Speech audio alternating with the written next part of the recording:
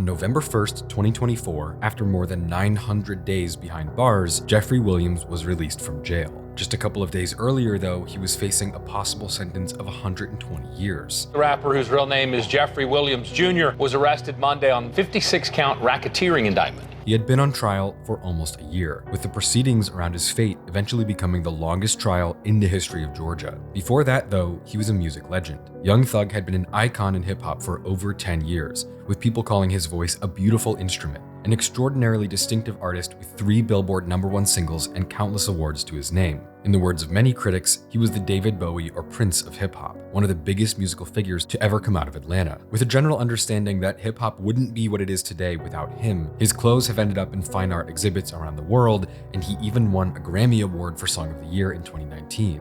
But the story of how he ended up in a courtroom facing a 120-year sentence in the first place as part of the longest and most controversial trial ever in Georgia is long and complicated. I've done 300 appeals in the state of Georgia alone. I've never read a case like this. It's an all too real reminder of a corrupt legal system, the dark side of the music industry, and, of course, the life of Young Thug himself. And it all starts with a little kid growing up in one of the worst parts of Atlanta.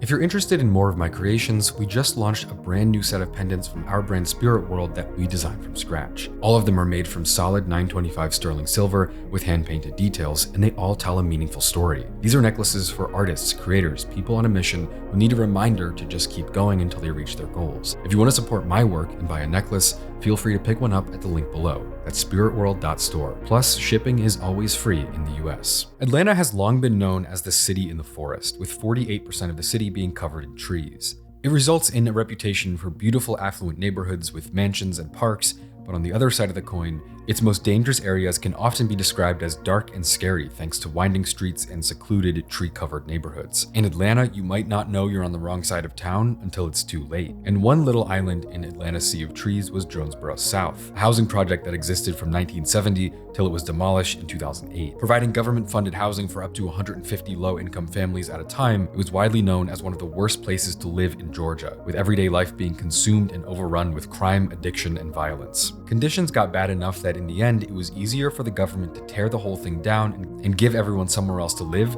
rather than try and clean it up. Add on top of that, Atlanta has a reputation for entire parts of the city being heavily affected by poverty, urban decay, and little to no economic opportunities for the residents. The result is hundreds of thousands of people for whom making it out has literal and figurative meaning. One of those people was Jeffery Williams. Born in the summer of 1991, he was the 10th of 11 children in his family. Speaking years later, he said this about his experiences growing up. "Anything you see wrong with me came from the projects, Jonesboro South. Along his right cheekbone was a thin but prominent scar. Jonesboro," he repeats, shaking his head. "You know how roaches look, and rats, right?" He later said, "I was in the streets at 8 years old. I went to school so my mom and dad would keep buying me clothes, but when I got out, I did whatever I wanted to do, fighting or all other kinds of shit." But the part of the story where this kid from one of the worst areas in Atlanta who was living a hard, dangerous life from a young age got on the path to become an internationally known artist wasn't a big, profound moment of artistic inspiration. Young Thug said it himself. "Anyone can rap if you've got brains, so I just went with it." For a lot of people around him, making music represented a way to get ahead, a way to make a name for yourself, a way to make it out. During an interview from 2014 when he was 20 years old and had just started to attract some hype in the industry, he talked about sleeping at the studio and the motivations that drove his early musical output. Thug explains that he crashed at the studio, as he often does. "I never leave," he says in a thick, sedated drawl. "All day, every second. Gotta keep the money coming in." There's another largely forgotten look into his early work and mindset that you can find online. In a Reddit post from 2010, a 19-year-old Young Thug posted an AMA interview, and it showed that his mindset was a lot sharper than most people who stumbled upon him would have assumed. Out of all 6 questions he received, the most interesting one was this. "Within 30 seconds of you rapping, how often do you mention bitches, clubs, expensive cars, and booze?" His answer was, "I make a product for a certain audience and I'm good at it. Supply and demand, simple economics. I don't do this because I love the attention. I do this because I have a certain skill set that allows me to get paid without the threat of doing federal time."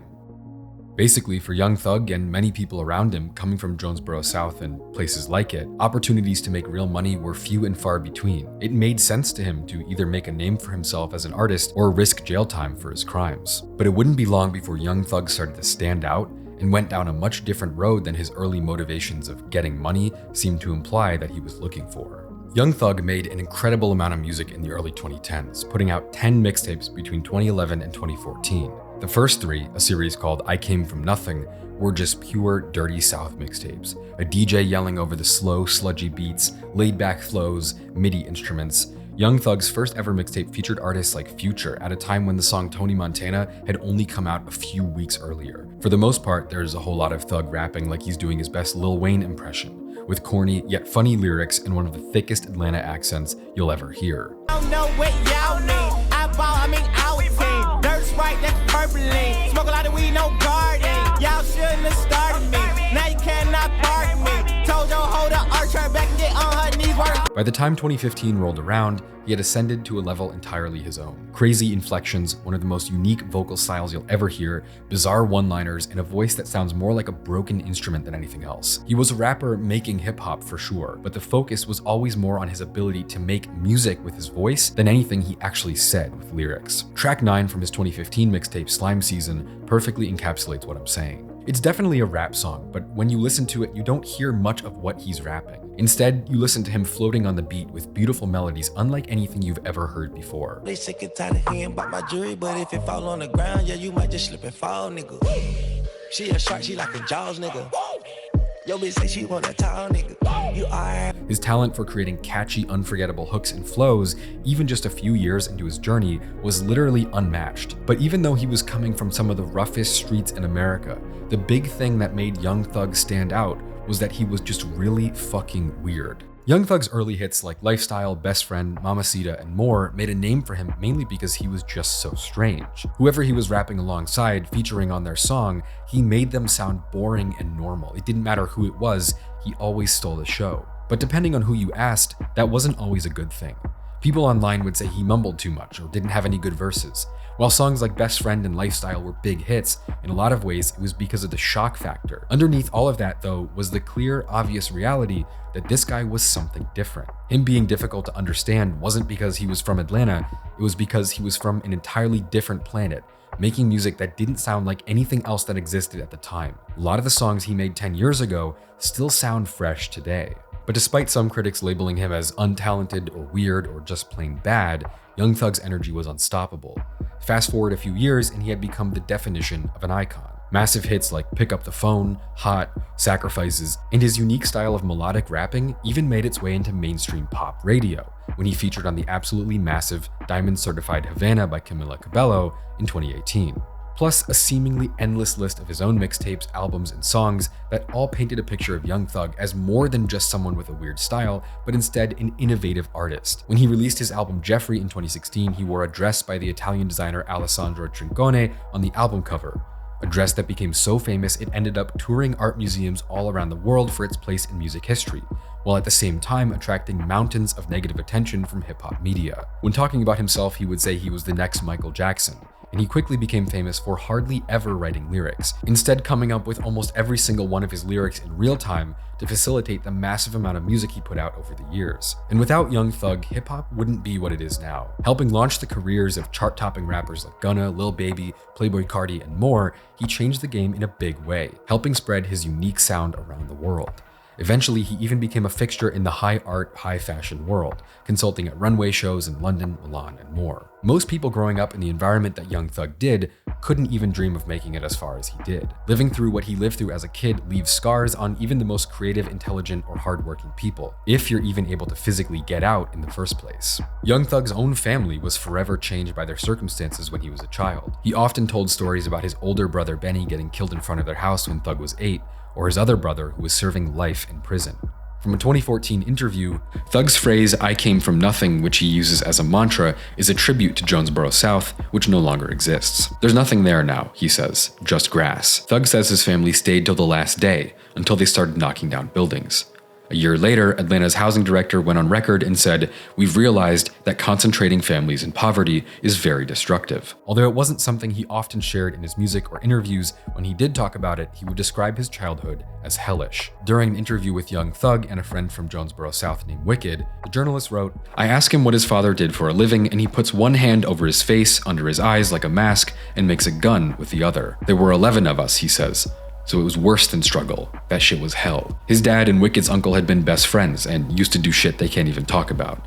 His dad once served 2 years in prison on a mistaken identity charge for something Wicked's uncle had done. Wicked says Thug was really different growing up and that he already had the vision. For his part, Thug says he idolized older kids like Pee Wee Longway and Wicked who had money, weed, and girls, and so he got into petty theft and gambling. And one thing led to another. His manager in 2014 said that he tries to keep him busy recording or performing because when he isn't making music, he can be a problem. Despite him being an open-minded, unique, and creative figure in the Atlanta music scene, he didn't leave behind the connections and identity that created him, or the people who had been by his side the whole time. And Thug's manager's fears were ultimately correct. Even as he started his own family, built up his music empire, branched out into other ventures, Young Thug was followed by legal issues since the early days of his career. In 2015, he was sued by Young Money Records after Lil Wayne's tour bus was fired at by members of a gang that he was associated with. He had his houses in Georgia raided multiple times over the years, resulting in felony gun and drug possession charges, but no one expected that on May 9th, 2022, just a few months after he released 2 #1 albums in a year, Young Thug would be arrested at his home in Buckhead, one of Atlanta's most affluent areas where he owned a 10,000 square foot mansion worth almost $3 million.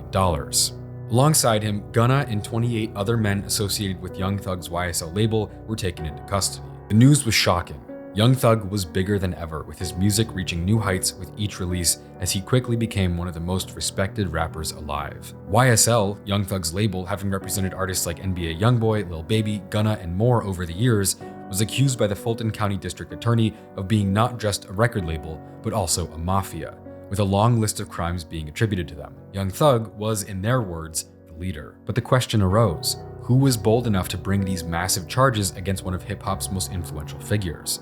That person was Fani Willis. Fani Willis is an ambitious and highly skilled lawyer growing up in Inglewood, California, with a complex history of her own, her father having been a founder of the Black Panthers in the 1960s. After going to law school and moving to Atlanta to be a lawyer, she quickly made her mark by exposing that 44 out of 56 schools in Atlanta were falsifying test results on standardized tests. But her ambition didn't stop there. Willis also took on Donald Trump, filing highly controversial election racketeering charges after the 2020 election, which led to her securing his now infamous mugshot at the same Fulton County jail where Young Thug was being held at the same time. And YSL wasn't the first target Willis had when it came to dismantling gang activity in Atlanta. Before Young Thug, she went after Drug Rich Gang, a crew associated with Rich Homie Quan, a former friend of Young Thug. And not long after the charges against Thug were filed, a leak list appeared revealing that other potential targets she was looking at included groups affiliated with Playboi Carti, Future, Lil Baby, and more. The case against Young Thug was simple. In January of 2015, 26-year-old Donovan Nut Thomas was gunned down outside an Atlanta barbershop in what authorities described as a premeditated attack. According to prosecutors, the murder was not a random act of violence, but a calculated hit connected to ongoing rivalries in the city. And the Fulton County District Attorney's Office alleges that Young Thug had a central role in orchestrating the killing. Prosecutors claim that Young Thug financed and organized the hit, tying it to a larger racketeering scheme under Georgia's RICO Act. A key piece of evidence presented early in the case involves a silver Infiniti Q50 sedan, reportedly rented in Young Thug's name, which prosecutors say was the getaway vehicle in the murder. Surveillance footage from the night of the murder captured the car near the crime scene, further linking Young Thug to the incident, according to the state's allegations. And immediately out of the gate, Fani Willis established a strategy of bringing rap lyrics and social media posts as a mountain of evidence in her case against Young Thug, a highly controversial move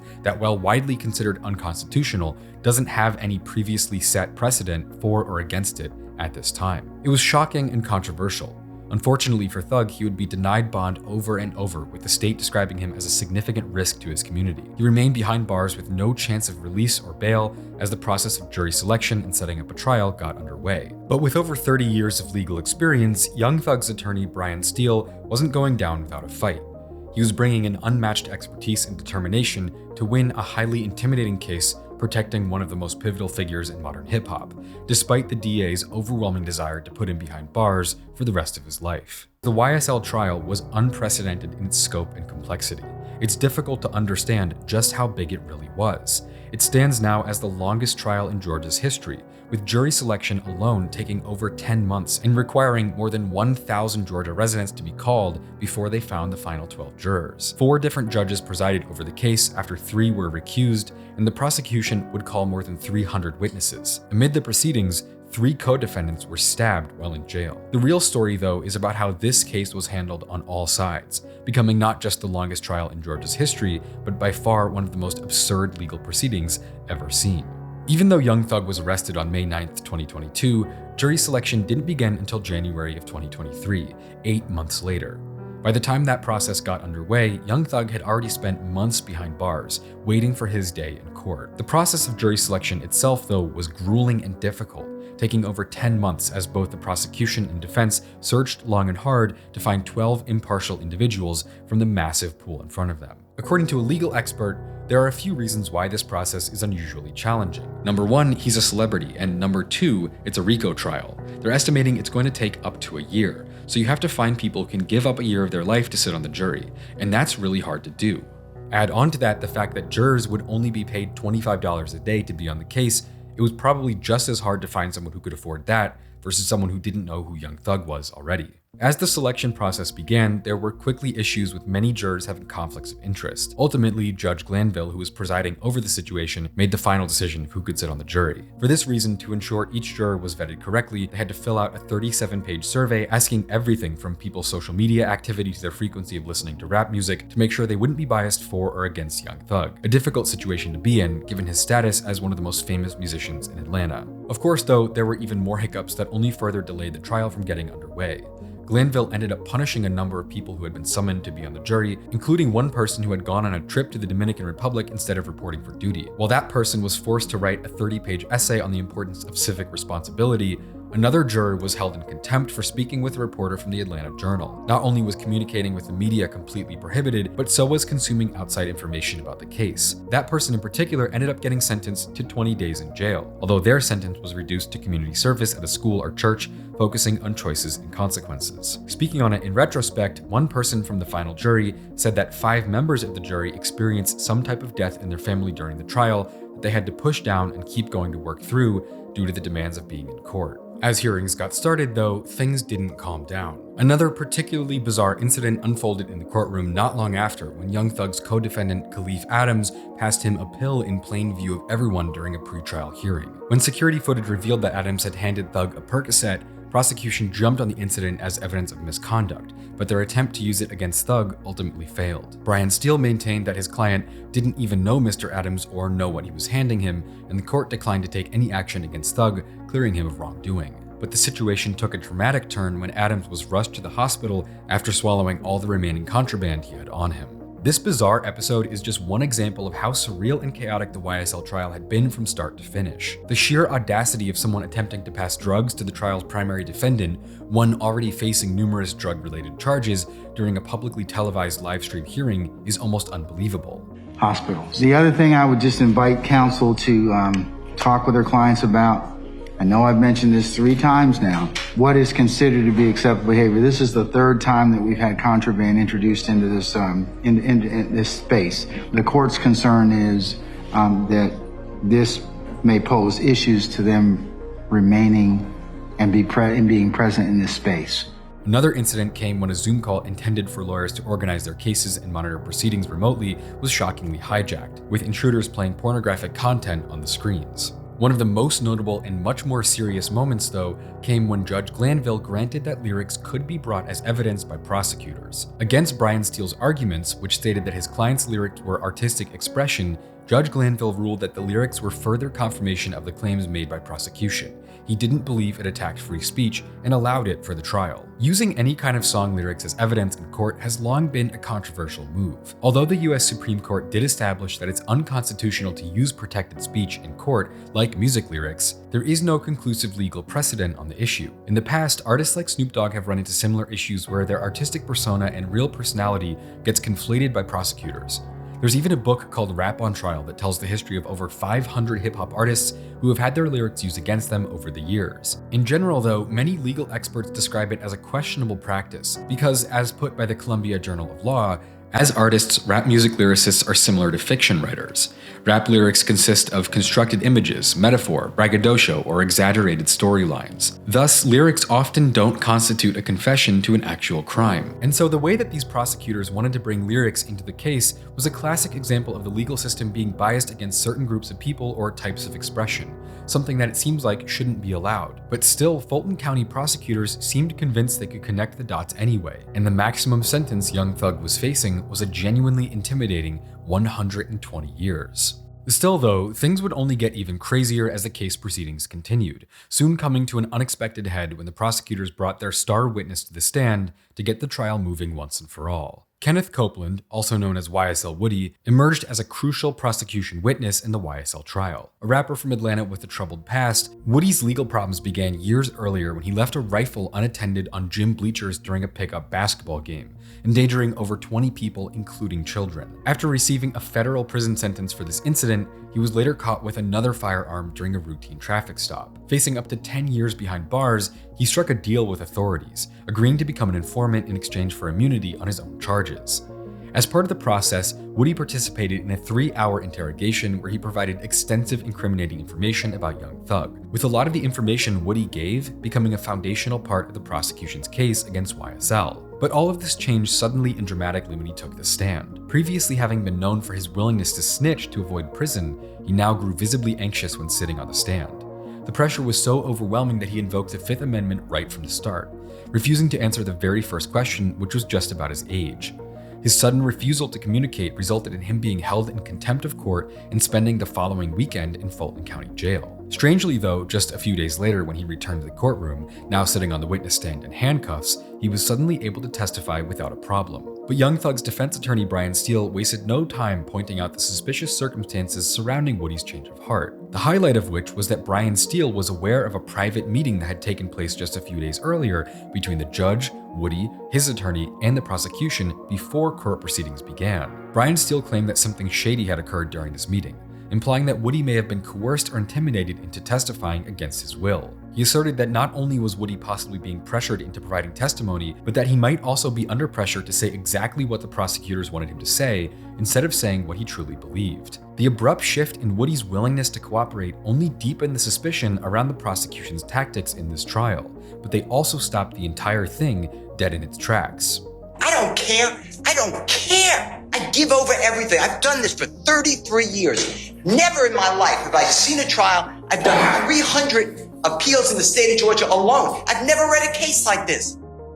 For anyone unfamiliar, an ex parte meeting is a private discussion between a judge and one side of a court case without the other side's involvement. These type of meetings, especially involving a sworn witness, raise serious ethical and legal concerns. And given that the nature of these meetings contradicts the right to due process given by the Constitution, they're also illegal.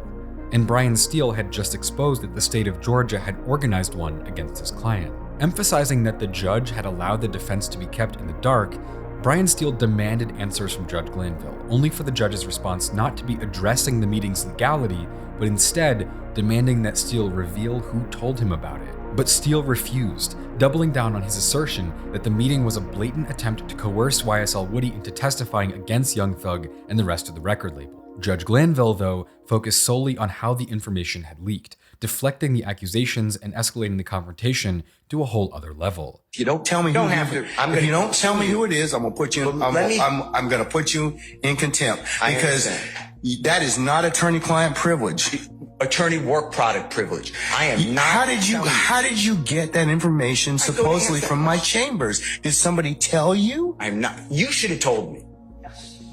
You got 5 minutes. Well, I don't need it. I want to continue. You got 5 minutes? This is what I was told. Mr. Copeland made statements. The tension reached a boiling point when Steele stood his ground, refusing to disclose his source. This led to the judge holding him in contempt of court, a legal penalty often described as a timeout for disrupting proceedings. Brian Steele was then sentenced to 10 weekends in Fulton County Jail. But in a move that showed an extraordinary level of commitment to his client, Brian Steele requested that he could be sent to the same jail cell as Young Thug so they could continue strategizing during his sentence, although he ended up being allowed to bond out before actually getting booked. Take Mr. Steele into custody, please.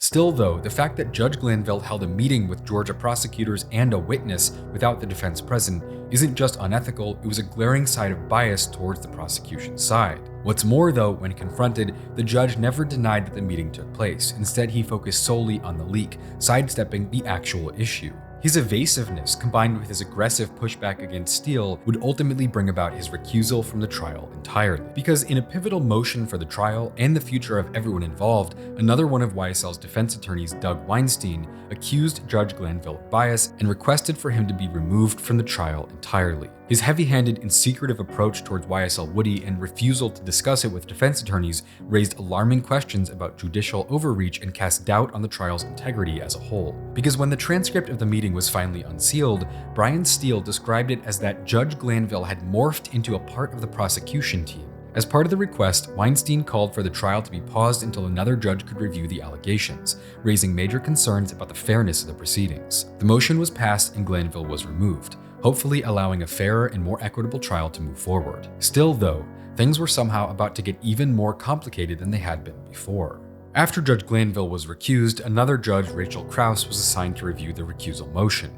However, this move only posed more conflict of interest since Glanville and Krause were longtime colleagues, with Glanville having donated thousands of dollars to her campaigns just a few months prior. So instead, a new judge, Shakura Ingram, was appointed. Just 2 days later, though, she also recused herself when it was revealed that one of her courtroom deputies, an assistant to the judge, was engaged in an intimate relationship with one of the YSL defendants. With this leading to the deputy's arrest, Ingram felt it was no longer appropriate for her to preside over the case and left the court entirely. From Fox News, the relationship was discovered after Fulton County deputies seized the laptop belonging to Eppinger's attorney, Eric Johnson, because Eppinger, the defendant, was allegedly using it to communicate with other YSL members who were not in custody. 2 days later, Stanley, the deputy, was arrested for allegedly using a phone to communicate with Eppinger inside and outside of the courtroom. The deputy also allegedly visited Eppinger in his jail cell and attempted to smuggle contraband into the jail for him. The order of recusal states that although Judge Ingram does not believe the situation creates any actual bias to the case, she views it as one that could cause a reasonable person to question the court's impartiality. And so Judge Ingram recused herself from the case to maintain public confidence in the justice system.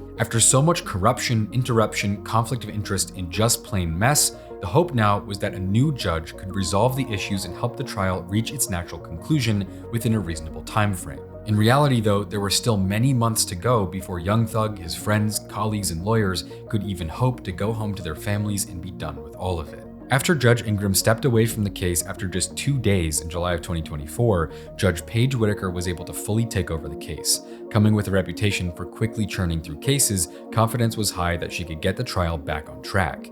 Still though, the case had now gone on for over 9 months, and tensions and frustrations were rising quickly after so much drama already. Judge Whitaker immediately addressed the credibility issues surrounding the testimony from Woody that had been such a huge bump in the road for the state's case. She instructed the jury that anything he had ever said previously in court would be struck down, and he would have to come back again to fully clear the possibility of coercion influencing his statements at all.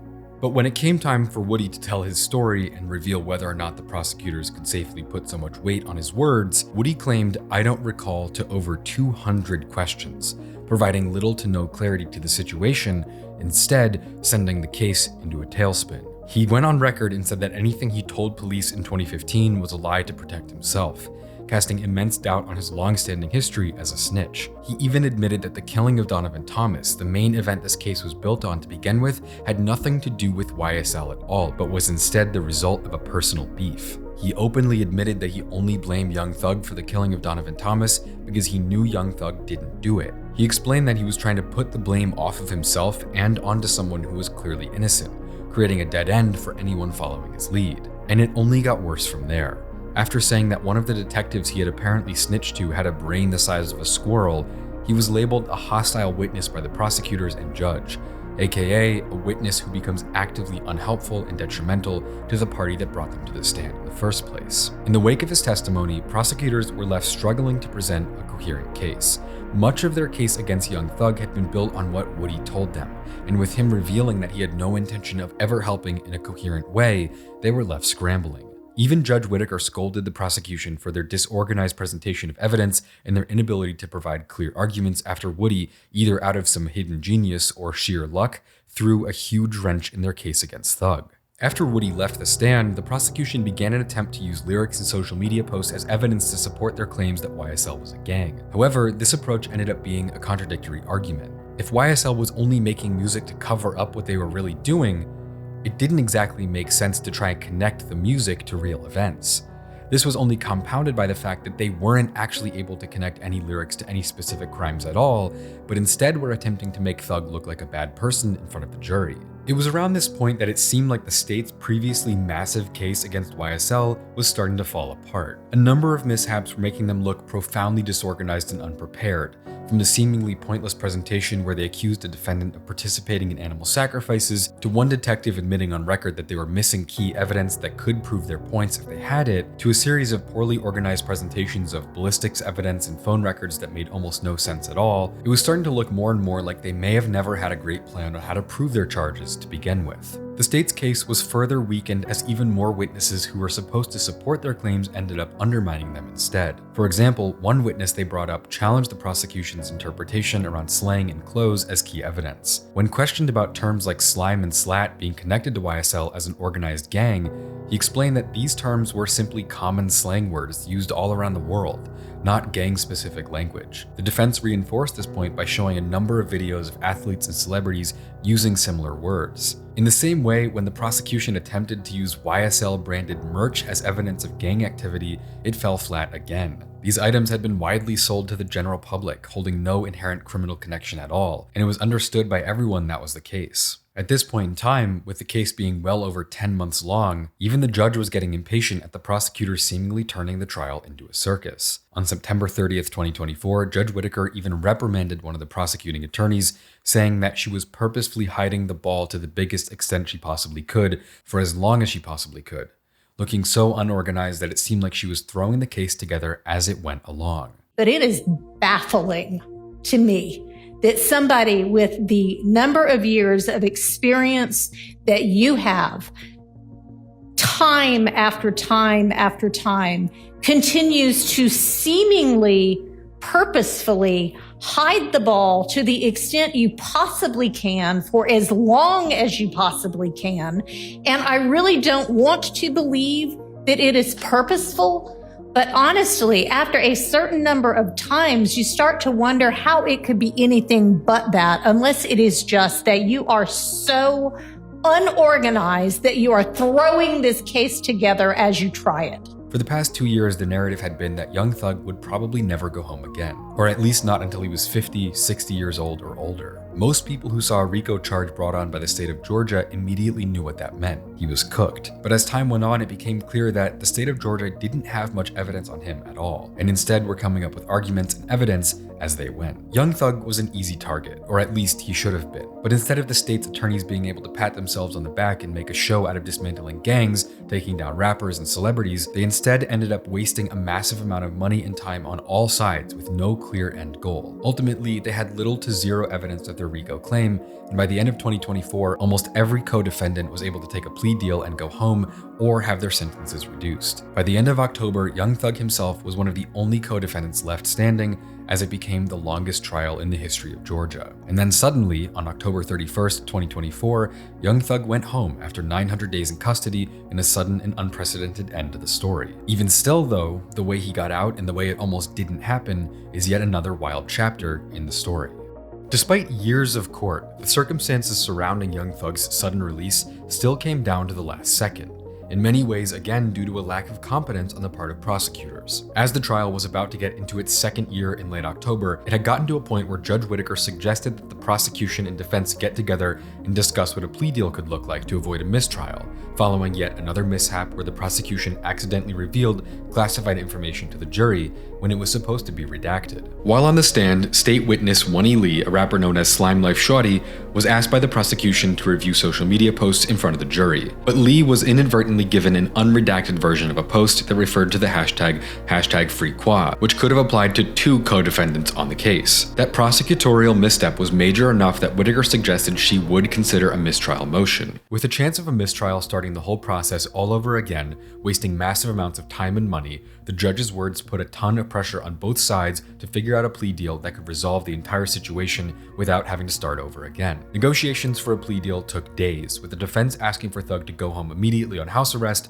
while prosecutors advocated for him to get 45 years in prison. But it all came to a head when the judge called out that the prosecutors had previously been willing to let him out immediately if he testified against his co-defendants, begging the question of whether or not they actually saw him as a threat or if they were just trying to make an example out of him. As Judge Reese Whitaker noted in her closing remarks, the prosecution's initial offer of probation, which they then took back, seemingly conceded that they didn't think young Thug was the danger to the community they had initially framed him as. While some of the people around Thug had allegedly committed violent crimes, the prosecutors didn't seem to have much to tie Thug to them besides text records, rap lyrics, and social media posts that they hoped would collectively paint a menacing portrait. Ultimately, young Thug agreed to a blind plea. Instead of trying to negotiate with prosecutors who seemed to be clearly acting in bad faith, he put his fate in the hands of Judge Whitaker, and that move paid off. Later that day, the judge sentenced him to 15 years probation with no time served in prison, allowing him to go home later the same day. She said, "I know you're talented, and if you choose to continue to rap, you need to try to use your influence to let kids know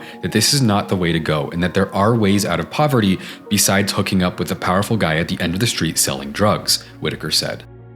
"And there better be no violations, but if there are any, you're coming back to see me." After speaking with the judge, talking about his own accountability, his own upbringing, and how his choices affect others, 2 years of corruption, disorganization, and jail time finally came to an end. Really, everybody that got something to do with this situation, I want to say sorry for just having so much time invested into this, and I'm older, I'm grown now, and it's just like, I'm smarter. It's more things to rap about. Like I've experienced a lot of good things. I experienced more bad things, but I experienced a lot of good things too. And I'm sorry for y'all having to put this extra time in to be away from y'all family, and I just hope that you find it in your heart to allow me to go home and be with my family and just do better as a person. As of now, young Thug has been sentenced to a 15-year probation, allowing him to walk away as a mostly free man, thanks in many ways to the hard work from his lawyers like Brian Steele. It was a tough decision to make, go home that day with probation or maybe go home in 3 months completely free, but in the end he and his team made the call that seemed right to them at the moment. The challenge now is with the strict conditions imposed by the court that he must fulfill during this period. For one, for the first 10 years of his probation, he's completely banned from entering Metro Atlanta, where his entire family and community is from. There are a few exceptions for the sake of respect and dignity. He can visit Atlanta for family events like weddings, funerals, or graduations, or to address any serious illness of an immediate family member, but for these occasions, it's defined that he's allowed to arrive 24 hours before and must leave within 48 hours of any event he's attending. But young Thug is from Atlanta. His music and brand is based on that fact, not to mention that's where his family and business is. Being restricted from living in or even visiting his hometown has major implications for his career and life. Another more standard requirement from his probation is that he's expected to perform community service. The court has arranged for young Thug to come to Atlanta on a supervised visit 4 times each year to deliver anti-gang, anti-gun violence presentations at local schools. He has to do this for at least 100 hours every year for 15 years. But the last 2 stipulations of young Thug's probation seem significantly more challenging and could easily make it difficult for him to successfully complete the entire term. First of all, the court has prohibited him from knowingly interacting with anyone who's involved in a criminal street gang, as well as any individuals that were included in his indictment. There are only 2 exceptions: his brother, who's currently serving a 9-year prison sentence following the trial, and Gunna, who according to young Thug, he needs to communicate with due to contractual commitments. In addition, he's completely barred from promoting any kind of gang activity. This includes using hand signs associated with gang affiliation. It also includes references in the lyrics of his songs, and considering that his record label is now labeled as a gang, that means he has to heavily control the contents of his songs to stay out of prison. Of course, looking back now, it's frustrating to hear any of this when the state was originally willing to let all of this go if he would testify against his co-defendants. And that kind of sums it up as a whole. Ultimately, the state of Georgia built up a case against young Thug and YSL without a lot of, or really any concrete evidence to show what they had done wrong. Whether or not they knew this going in is a pivotal yet difficult to confirm question. Either way though, the lack of integrity combined with how much power they were wielding is terrifying to say the least. Being able to intimidate witnesses, keep people in jail for years without trial, it paints a picture of an abuse of authority, to put it lightly. In some ways, it's possible to even interpret this as if Fulton County prosecutors themselves were acting like a gang on their own. Even some prominent Atlanta lawyers criticized the DA's office for the way they went after YSL, saying things like they didn't have the discipline to tell a coherent story and focus too much on irrelevant evidence. Speaking anonymously, one of the case's jurors said that the state's case felt like a torn-up picture they tried to tape back together. Still though, the trial was a warning shot to the hip-hop community as a whole. DA Fani Willis set a monumental precedent for using rap lyrics as evidence in trials, citing multiple songs against YSL as proof of crimes they had committed, saying that if you decide to admit crimes over a beat, I'm going to use it before the trial. She put a huge weight on that tactic, but it ultimately backfired when the jury wasn't convinced at all. Even if they have nothing real on you, they can lock you up for years and waste your time and your family's time for as long as they want. While ultimately their strategy failed, with jurors and judges recognizing that rappers have a right to make songs without it being used against them for unrelated crimes, it's still not out of the question for them to do it again to someone else, or inspire other artists to change the way they express themselves to avoid having the spotlight put on them. Rappers like Lil Baby, Playboi Carti, Lil Durk, and many others have all made moves to distance themselves from their gang-affiliated pasts in the last few years. But even Lil Durk wasn't able to outrun the law and got booked on federal murder-for-hire charges just a few days before Young Thug was released. With artists not wanting to get booked for years on illegitimate, unrelated charges, it seems like certain topics will be off-limits for the time being, at least until a higher court makes a decision one way or the other on what sort of speech is actually protected under the First Amendment or not. This time, the right side seems to have won, but with the grave cost of taking years off the life of everyone involved. And don't forget, my newest pendant, Chaos, is now available at spiritworld.store with free shipping in the US. And since you watched this far in the video, I'll let you guys know we're currently doing a buy one, get one half off deal only till the end of the month, so hop on that now before it goes away forever. That's spiritworld.store for some of the highest quality solid silver hand-painted pendants you can find anywhere.